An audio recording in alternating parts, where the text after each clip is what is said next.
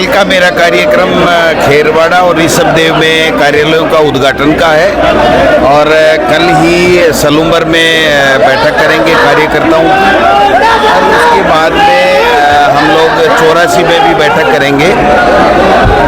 कांग्रेस पूरी तरीके से तैयार है। कार्यकर्ताओं का जोश और जुनून आप देख रहे हो। 6 की 6 सीटों में भारतीय जनता पार्टी शून्य रहेगी। पहले भी सुनने का था, लेकिन जब से भारतीय जनता पार्टी के प्रदेश प्रभारी आए हैं उसके बाद में ये तय हो गया है कि राजस्थान में 6 उपचुनाव में भारतीय जनता पार्टी को एक भी सीट नहीं मिल रही। ये जो उत्साह कार्यकर्ताओं का है, ये कार्यकर्ताओं का उत्साह है इस तानाशाही के खिलाफ, ये जो जुल्म कर रहे हैं उसके खिलाफ, और जिस प्रकार शांतिपूर्वक अपना विरोध प्रदर्शन कर रहे बच्चों को जिस प्रकार से भारतीय जनता पार्टी के नेताओं ने और मुख्यमंत्री जी ने, जो गृह मंत्री भी हैं, उन्होंने इन बच्चों को प्रताड़ित करने का काम किया। मैं समझता हूं कि इन्होंने इनको जगाने का काम किया है और ये जगे हुए शेर के बच्चे आप देखना उपचुनाव में इस भारतीय जनता पार्टी को शून्य के ऊपर समेटने का काम करेंगे। वाराणसी और सलूम्बर में क्या बाप पार्टी से गठबंधन की संभावना है? देखिए, 6 जगह हम हमारा चुनाव लड़ेंगे। गठबंधन कभी भी किसी भी रूप में कहीं भी लोकसभा हो, विधानसभा हो या किसी भी स्तर पे होता हो तो आला कमान के स्तर के ऊपर होता है। हमारे पास इस तरह की आज की तारीख में कोई बात है नहीं। गठबंधन का फैसला अगर कोई होगा, अभी तक इसकी चर्चा नहीं है, तो वो पार्टी आला कमान करेगा। हम 6 जगह चुनाव लड़ने के लिए तैयार हैं और जीत के दिखाएंगे। अकबर महान अब नहीं पढ़ाया जाएगा।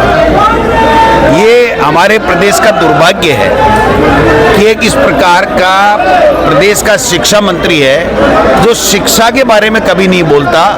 बच्चों को कैसे संस्कारित शिक्षा दी जाए, कैसे क्वालिटी की एजुकेशन दी जाए, कैसे टीचर्स वहाँ लगा करके अच्छी पढ़ाई कराई जाए, उसके ऊपर बयान नहीं देंगे। आप बताइए, जिस विषय के ऊपर वो अनर्गल बयानबाजी कर रहे हैं, एनसीईआरटी का सिलेबस 2021-22 से लगा हुआ है और जब पूरे प्रदेश में एनसीईआरटी का सिलेबस हमने लगा दिया था, मैं जब शिक्षा मंत्री था, और वो एनसीईआरटी भारत सरकार के शिक्षा मंत्रालय के अधीन है, उसमें जो पाठ्यक्रम है वो ही तो पढ़ाया जाएगा।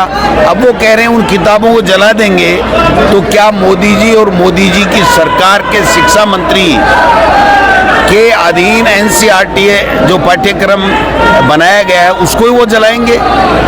तो ऐसे विवेकहीन और अमर्यादित और केवल धार्मिक उन्माद फैलाने की और नफरत फैलाने की विचारधारा को, जो आरएसएस की विचारधारा है, उसको लेकर के ये दर दर घूम रहे हैं। ये भी बीजेपी के प्रभारी की तरह कांग्रेस को मजबूत करने में हमें मदद कर रहे हैं और भारतीय जनता पार्टी का पूरी तरीके से खात्मा करने में। एक तरफ तो मुख्यमंत्री जी हैं जो उनका कोई विजन नहीं, वो कोई बोलते नहीं, कोई निर्णय लेते नहीं। आपने देखा होगा 9 महीने में एक निर्णय बता दीजिए। और एक ये शिक्षा मंत्री जी हैं जो 5 निर्णय एजुकेशन के मामले में लिए और पांचों के पांचों निर्णय पे यूटर्न इन्होंने ले लिया। अभी अभी ताज़ा बयान दिया उन्होंने कि शीतकालीन अवकाश परिस्थितियां देख के होगा। आप बताइए कि क्या जो सर्दी है वो हर जिले में एक समय पे आती है, प्रदेश के हर कोने में एक समय पे आती है, और जो शिविरा पंचांग है वो इन्होंने ही जारी किया है, इनकी कलम से जारी किया है। जब इन्होंने शिविरा पंचांग में जो छुट्टियां दिखाई हैं शिक्षा विभाग में, क्या उसको इन्होंने बदल दिया क्या? और बदल दिया तो आप बताइए, जो अवकाश होते हैं वो पूर्व निर्धारित इसलिए किए जाते हैं, जो मैं समझता हूँ, मैं शिक्षा मंत्री रहा हूँ, जिससे हर व्यक्ति, टीचर हो, अभिभावक हो, बच्चा हो, वो अपने आगे का कार्यक्रम तय कर लेता है कि मुझे कहाँ जाना है, कहाँ उन छुट्टियों में, समर वेकेशन में क्या प्लानिंग करनी है। ये मर्जी है जैसे कह रहे हैं कि साहब जहाँ जहाँ जब जब सर्दियाँ होगी तब तब कर दूंगा। 2 दिन पढ़ेंगी, फिर 1 महीने नहीं पढ़ेगी, फिर 1 दिन पढ़ेगी, तो क्या ऐसे फैसले करेंगे? इसलिए ये शिक्षा से संबंधी कोई फैसला नहीं कर रहे हैं। इनको आरएसएस ने केवल इसलिए छोड़ रखा है कि आप अनर्गल बयानबाजी करो, कांग्रेस के नेताओं को गाली दो, हिंदू मुस्लिम की नफरत फैलाने का काम करो। मैं समझता हूं कि ये प्रदेश का दुर्भाग्य है कि जो मुख्यमंत्री जिनको बनाया है पर्ची से, वो कोई निर्णय ले नहीं पाते हैं। एक मंत्री 2 महीने से उनका इस्तीफा हवा में है। अब वो कल ये कह रहे हैं कि मुझे पता ही नहीं मैं क्या हूं और मैं मंत्री हूं कि नहीं हूं। आज प्राकृतिक आपदा आई हुई है, बरसात है, अतिवृष्टि है, किसी की मदद करने की बात है, कृषि का समय है, किसानी का समय है, और कृषि मंत्री को पता नहीं मैं हूं कि नहीं। मुख्यमंत्री प्रधानमंत्री जी से कल मिलकर के आए हैं। आज की तारीख में तो कम से कम इनको जवाब देना चाहिए।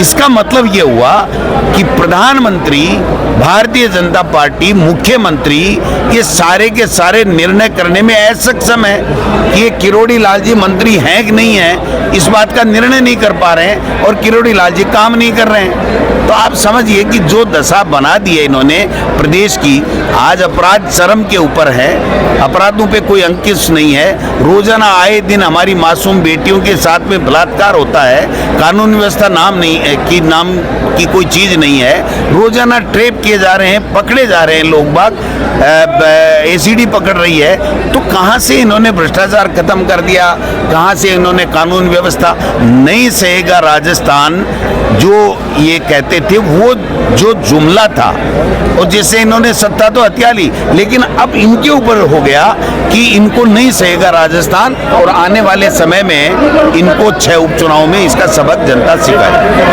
प्रदेश कांग्रेस ने देवराज हत्याकांड पे कमेटी बनाई थी जी, देवराज हत्याकांड पे कमेटी बनाई थी जी जी, रिपोर्ट आपको वो आज हमें सौंपी है, और हम लोग उसमें देख रहे हैं कि किस प्रकार उस परिवार की हम मदद करें। और मैं इन 2 दिनों में समय निकाल करके, आज तो सूर्यास्त हो गया इसलिए मैं नहीं जा पा रहा हूँ, लेकिन मैं जरूर जाके आऊँगा, उनको